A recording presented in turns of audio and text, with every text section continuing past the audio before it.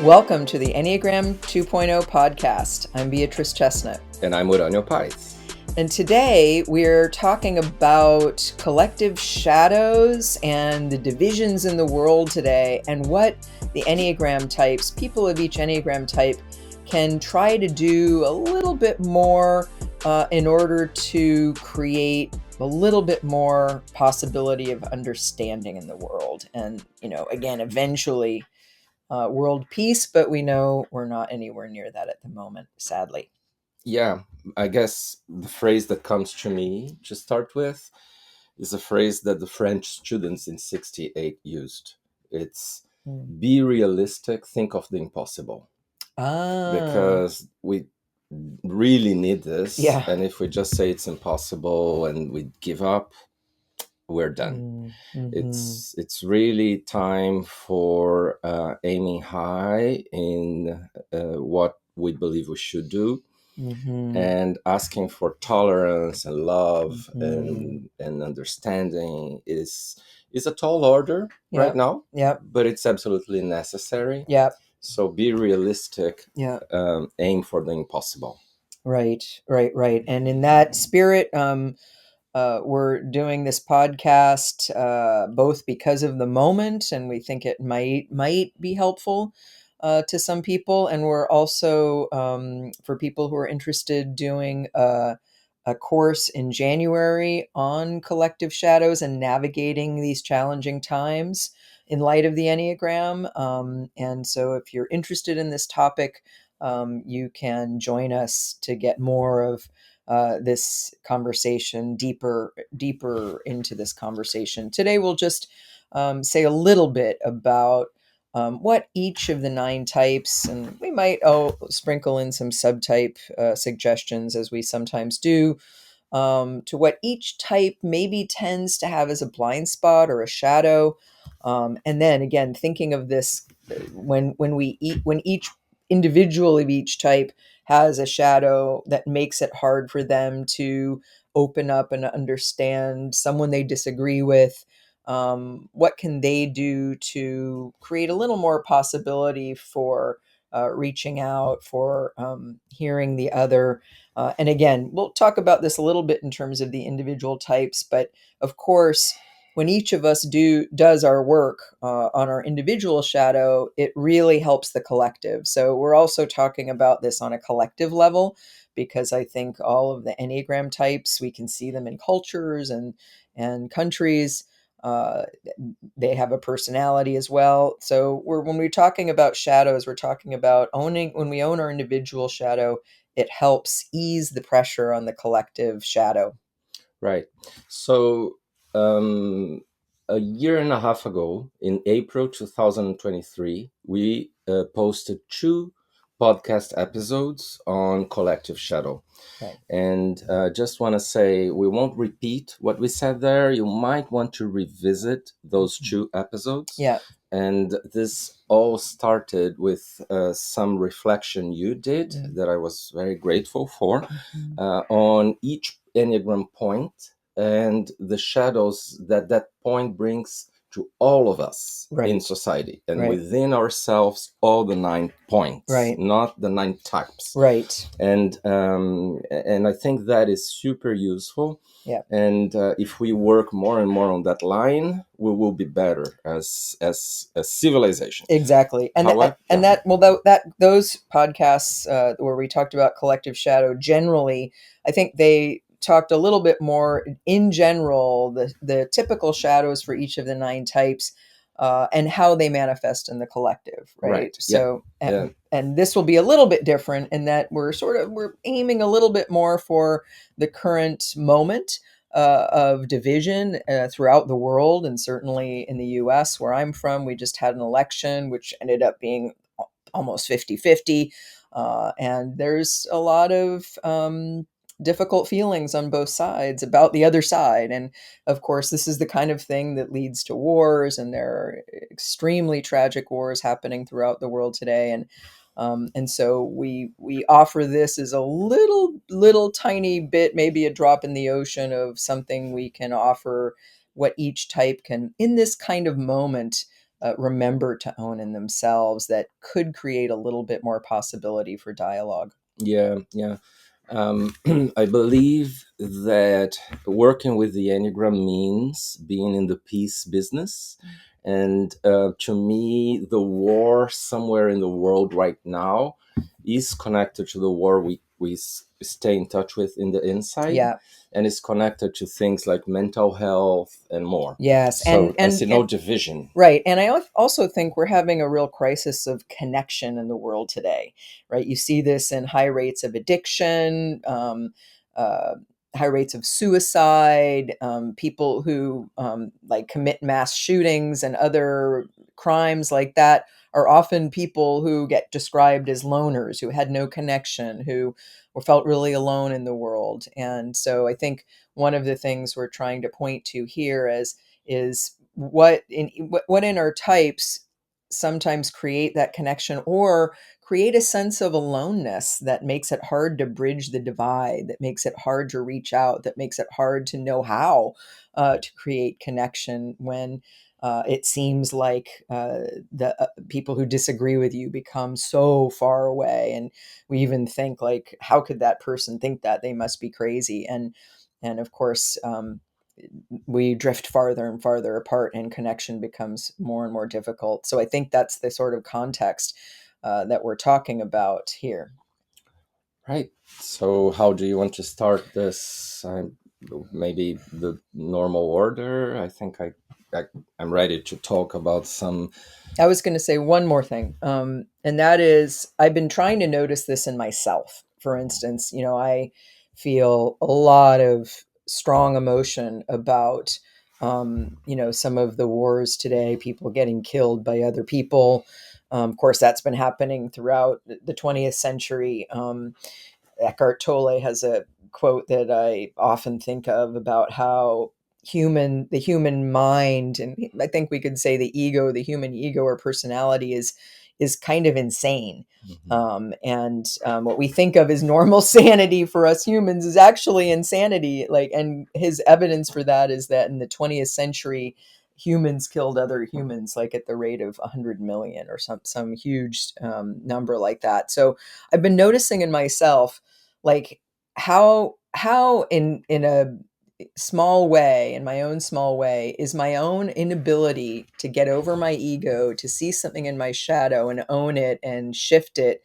How is that kind of thing also the kind of thing that creates wars? Because I think, humans create war on other humans, and certainly attacks and politics and things like that. And for instance, I even notice, like, if I'm mad at you, and I'm sort of kind of attached to my resentment, and I don't kind of somehow look at, okay, what do I need to see in myself? What do I need to get over? Is it pride and I've felt insulted by something and I need to just really get over that and maybe express something vulnerable? Is it that I'm, somehow attached to my suffering, or my victimhood or whatever it might be? I try to see that in myself.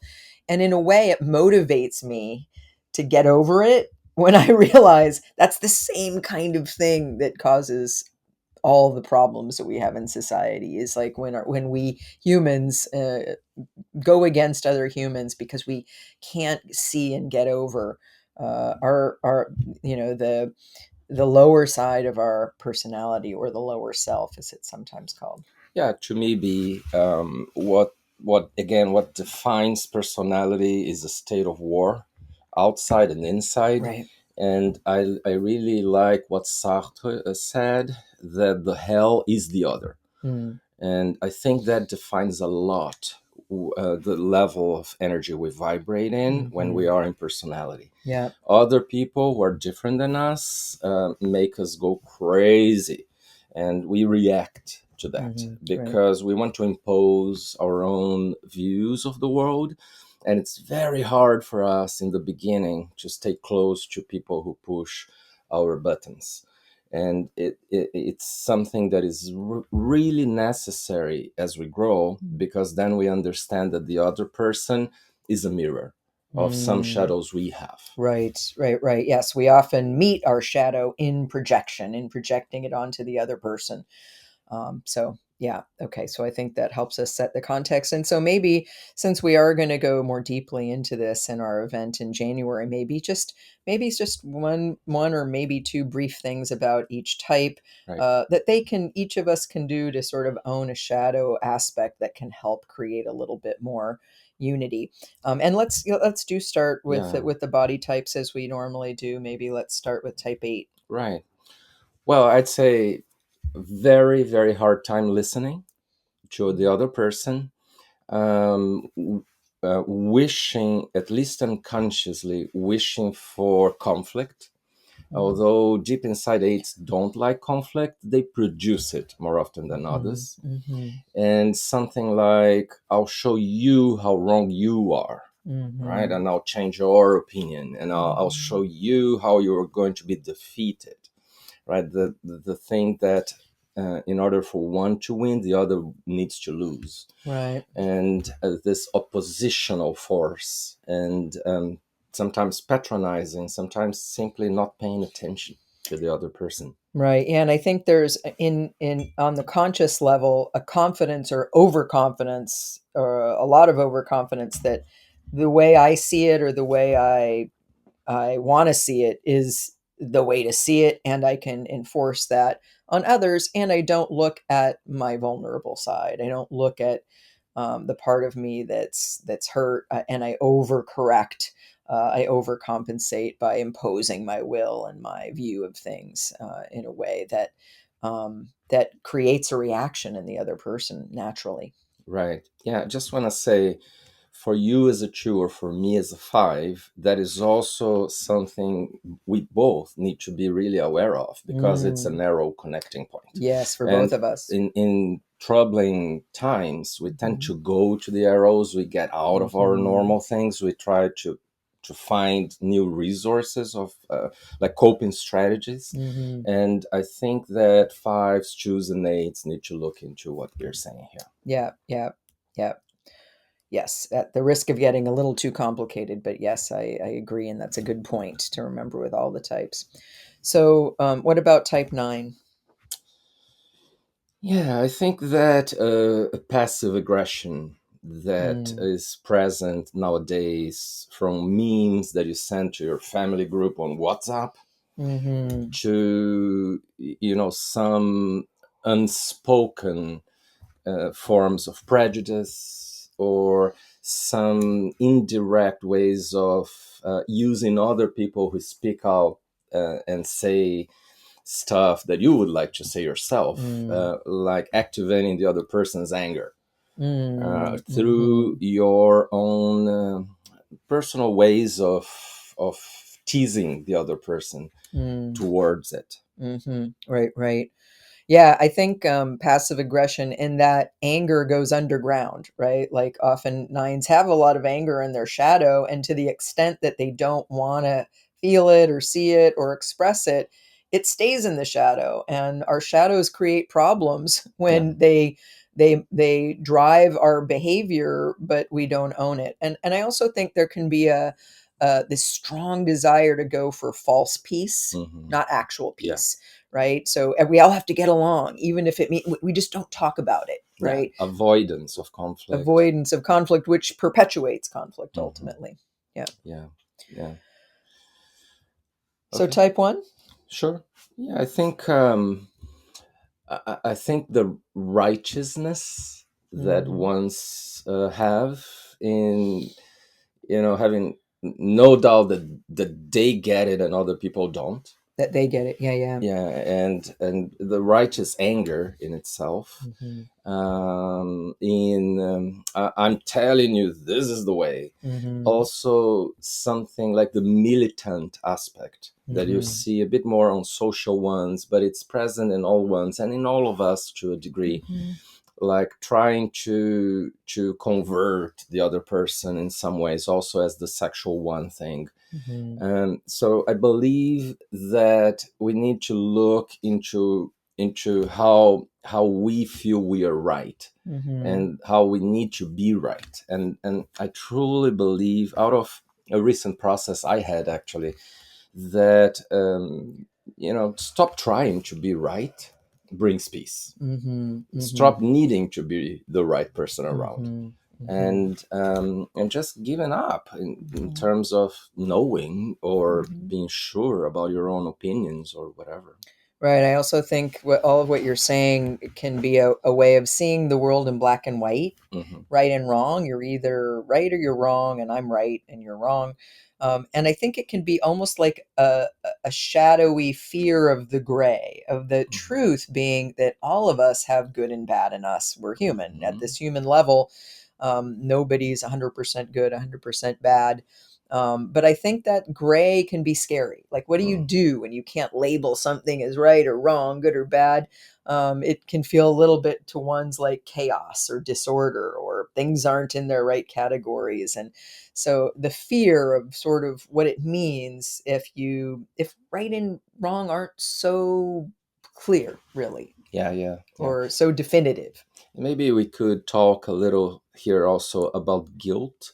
Ah, I mean, yes. it's spread all over the Enneagram, but Right. I think that feeling that I will make the worst possible mistake ever Mm, if I don't do something about the situation makes mm. me be too intense in approaching the situation and bringing in an energy that's not the best. Right. And we sometimes say that guilt is a low level emotion. At the lowest level of consciousness, people either feel no guilt, and they should feel some, let's say, remorse maybe, Hmm. or they feel so much guilt that they kind of stay stuck in their personality as a way of defending themselves against making themselves feel guilty. And I often think, and maybe it's because I was raised Catholic and guilt was sort of a tool of manipulation. I often think that there's nothing really good that comes from guilt. It's like we sometimes think, oh, I can feel better about myself, more virtuous because I feel guilty about something I did that was bad. But really, the guilt just kind of keeps you in a negative cycle. It doesn't uplift. I think we sometimes say repentance is very different than guilt because it's not making yourself bad. It's just seeing where you made a mistake and you can learn from that and do better. Right. Okay, so let's talk about two. Yeah, I think that not only for choose, but the point two here, I would like to bring in the theme of the superiority complex and thinking that I know better, and trying to just teach or correct the other person. And I think that in politics we can see that so much, both in candidates themselves, in parties, and in all the electors. It's like seeing the other part, the other side, as being so much lower than I am, and putting myself above with pride, and positioning myself as the one who knows what to do and who should be telling you what you need. I think that is a little bit of a shadow that we need to talk about. It's hard to talk about it, but it's necessary. Yeah, and I think many twos may not relate to superiority, and that they may not think consciously that, oh, I think I'm better than somebody else. Because I think twos tend to empathize a lot with others. But I do think there is this thing that many twos will relate to around, I think I know what's good for somebody else better than they do. Or I think everybody needs my help to be more enlightened or know more of the truth or what they should be doing for themselves. And I do think that humility, I think we did a whole podcast on Hmm. humility recently. Yeah. And for me, early on in my days as a two, I had trouble seeing the pride as well. Partly that's because I'm a self-preservation too, and I also make myself smaller or less than sometimes in reaction to wanting to be important to particular people. But I do think that once I knew what humility was, it was like, oh, that's what pride is, like recognizing, hey, my opinion's not necessarily any more right than somebody else's, um, or I need to see myself as equal to everyone else, or as not someone who's the owner of the truth, or who should tell other people what they need to do, or put myself in any way above. And again, I think for two, sometimes this is very unconscious. And it can even be around like, I don't have any needs, but other people do. Yeah, and I also want to say the shadow of thinking I am good. Yes. Like, I'm good and I'm just good. All my intentions are good. Don't talk about any unconscious bad intentions I Right. have. Right. And that is a big, big trap. Yeah. The way twos don't sometimes see that giving is actually about control. Yeah. And that, and I also think we twos can be judgmental of others, when they're not doing what we think they should be doing. And so again, I think generally the superiority complex, and we often point out that two is associated with pride, but so is the social dominant instinct, Mm-hmm. right? So of course, when we're talking about the collective and politics and division, I think the social instinct is also really important to talk about in terms of having a superiority complex, one group thinking they know better what everyone should be doing, or labeling or branding themselves as above the other group. And Yeah. so, of course, the shadow, I think, sometimes can be humility, that fact of seeing yourself Mm-hmm. as not more important than you really are, or better than anyone else. Yes. Mm. Which can be hard when you think that when you really see a situation and you think, well, objectively I am right. So that can be very hard to not extend that to everything. Okay, so let's talk about type 3. Yeah. Well, I'd like to talk about image and something like I'll just promote an idea and not have a true commitment to seeing its foundation, if it's right or wrong, like fake news.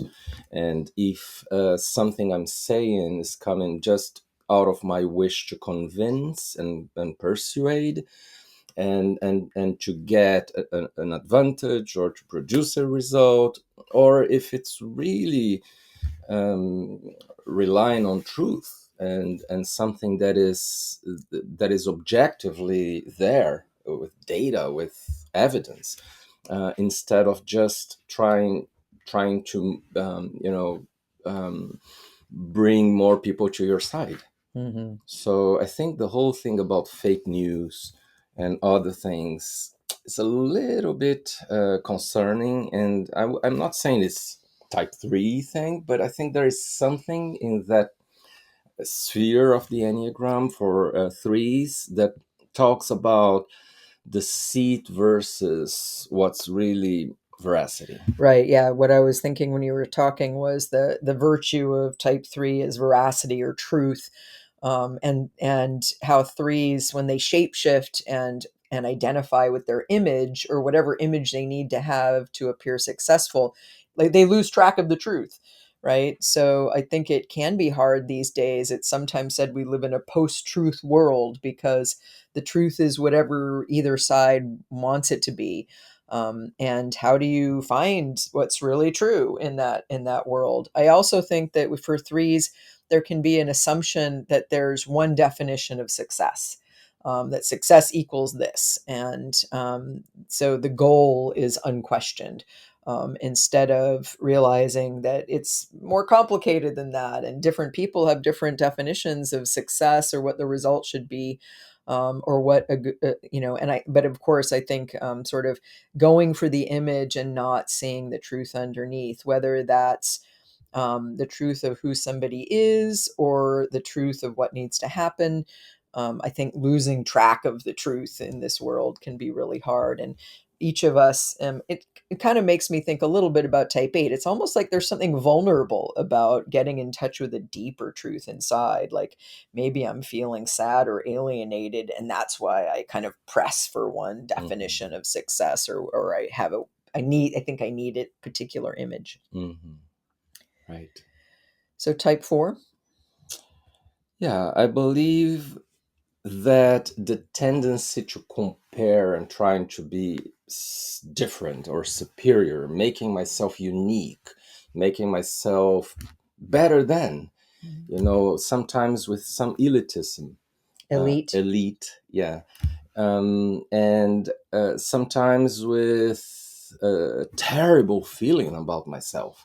It doesn't help the division in the world right now, and Mm. also the tendency for too much individuality and to think of myself first and second, Mm-hmm. and self-referencing. Mm-hmm. I think these are things that are a little bit typical Mm-hmm. for that point on the Enneagram, and they account for some of the trouble we're in right now in the world. Right. And I mean, we talked about the superiority complex in relationship to pride of the two. And I think four reminds us of the inferiority complex and how that can be just as problematic, because when you kind of feel sort of something bad about yourself, in reaction to that, sometimes you can be very sensitive to anyone else who makes you feel bad about yourself, who pushes that button. And so, in reaction to that, you can sometimes need to be special or need to be seen as better. And of course, envy is comparing, and so and comparing in and of itself, I think, goes against just we're all equal essentially, you know. And of course, inequality in society of different kinds has created a lot of different problems. And then perceptions of inequality lead to kind of, I need to be better than you because I actually deep inside feel less than you. Mhm. And so I think we sometimes say underneath every superiority complex is an inferiority complex, and vice versa. And so I think when we don't feel good about ourselves, that can also drive some bad behavior. And so in some time, and we need to sort of be with that and address that and learn to accept ourselves and find ways to feel our value instead of acting out some need for a Mhm. reactive kind of Yeah. feeling good about ourselves. Right. Right. Yeah. The the need to differentiate from others and to Mm, stop seeing that we might have the same value here. We might mhm. be at the same level. Right, right. We may have more things in common than we that are distinctive or Mhm. unique about us. Yeah. Yes, yes. Also see what's missing in all the situation that's so hard already. Right, right. Looking for the problem, and again, I think another four thing is being attached to suffering and Mhm. not being able to see the, you know, what's the commonalities, what's good in the situation that we can build on Mhm. together. Yeah, not willing to let go. Yeah, not willing to let go of the suffering or the victimhood or the Hmm. deep inside victimhood that makes you then make people then be perpetrators when they're not Right. aware. Hmm. Okay, so five. So I think that there is a component of the world crisis right now that is plain lack of generosity Mm, and lack of emotions and truly caring about the other. mm, And deep inside, this is a problem that on point five is there. mhm, I think avarice, in a way, is a contraction against generosity of the heart. mhm, And fives can look generous in several ways, like when they are listening to people with attention and helping. But it's hard to have this true generosity of the heart. And I see some mm, fives easily engaging with thoughts like, those people out there, those candidates, they don't want anything good, so I'm therefore I will not think with generosity about who I'm mhm, going to mhm, vote for, or I'm not mhm. going to do my part. Yeah. So justifications, even some Mhm, rationalization around that. mhm. So I think that coldness and lack of Coldness. generosity Yeah. is something to look at. Yeah, yeah, that can be shadowy in fives. I also think um, being excessively theoretical and abstract and not remembering that sometimes, like a political philosophy, for instance, has human consequences, you know, and Hmm. I think that can be related to the coldness. Is there's Hmm. this, I detach the mental, theoretical philosophy or ideology from the real world human impact Yeah. that I would be more in touch with if I was more in touch with the emotion of or the heart or aspect of it. Hmm. So what about type six? I think with six, or we're into the realm of the defensive splitting, Yeah. good guys and bad guys. But what would you say about type 6? Yeah, I want you to talk about that. I'll mention fear as something that guides people now more than anything else. It's a really dominant emotion in the planet. It's like we have all moved to point six territory somehow. Fear of the other, Mm-hmm. fear of aggression, fear of what you might do to me, and what you are doing with all of us. So accusations and suspicion all the Mm-hmm. time. And I think that truly doesn't help, Mm-hmm. and the loss of faith in humanity. Mm-hmm. I think that it really doesn't favor us vibrating in that energy if we want to try to do something about the mess we're all in. Right, right. And I think one way of manipulating people in political life is through fear.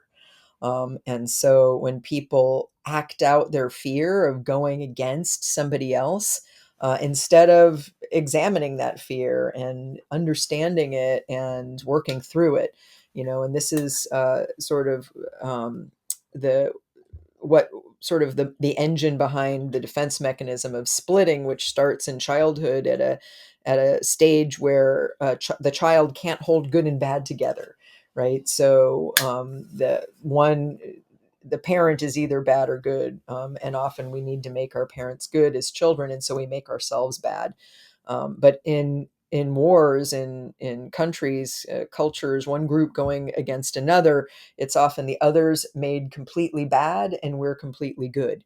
And it motivates or it justifies, going against the other, hurting the other, exterminating the other, getting, because we're good and they're bad. And in order for us to get what we need to glorify ourselves, to assert our dominance, we go against them. And certainly it's really, really destructive when fear is used as a way to manipulate groups of people to go against other groups. And this is, I think, really obvious in a lot of the conflicts in the world today. Yeah, yeah. Yes, for seven, I think we tend to avoid having the hard conversations when it's still possible to have a dialogue, Yeah, and without just reacting, yeah. doing something productive about it.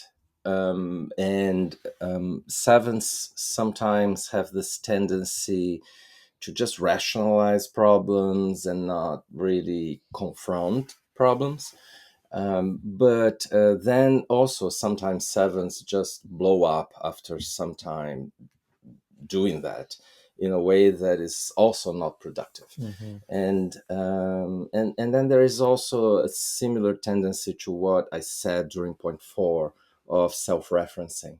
Mm-hmm. Not for all sevens, but I think that is also something we need to look at. Here's my point, here's the advantage I can have, and I don't really care, and maybe even if everything goes wrong, will be better later on. Yeah. Right. So Yeah. I don't know. What would you say? Yeah, I think the tendency to need to see everything as positive and not see what's truly not working, and like you said, have the difficult conversation when it can lead to something good, kind of going through the pain to get to the pleasure, the happy part. I think sometimes sevens don't want to see certain things, and so it's sort of a rationalization for avoiding the sometimes challenging ways that we can do the work of coming together. It's better to just focus on the good stuff and avoid avoid the shadow in a way, Hmm. avoid um, the hard feelings, the pain that when we work through it, we create a more deeper, lasting, positive situation instead of something that's a little bit like nines go for fake peace, sevens go for kind of fake happiness Hmm. sometimes, and they don't recognize that we need to reckon with some of these things that don't work. Instead of just maybe reframing something in a positive light that's actually not positive, as a way of not dealing with the things we need to deal with to create lasting unity, to build bridges in ways that are sometimes difficult. Right. Yeah, and what I said before about sevens, I think refers a bit more to the self-preservation seven. A little bit more selfish, and then there's the other shadow opposite to that, from the Yes. social shadow Mm. of it's all on me, and I need to sacrifice everything, and I Mhm. need to do, and I feel guilty if Mm. I don't. Right. But then one has the shadow of the other underneath. Yes, and of course the sexual seven has the shadow of, oh, I'm just going to look at it the way I want to see it, right? So looking at it positively in terms of how you think it could be and ignoring the way it actually is, right? Hmm. As a way of, well, just look at it this way, and that way you don't have to deal with it. Right.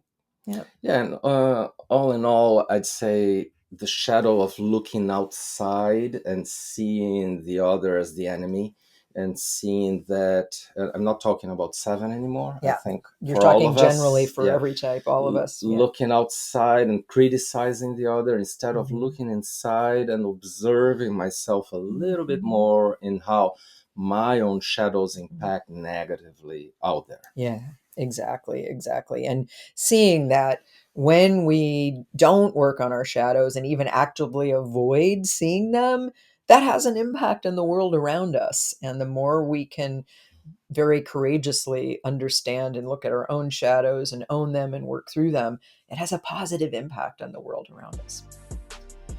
Okay, so an important discussion right now. Thank you for joining us. This is the Enneagram 2.0 podcast. We really appreciate you listening, and we hope you'll join us again next time where we talk about all things Enneagram.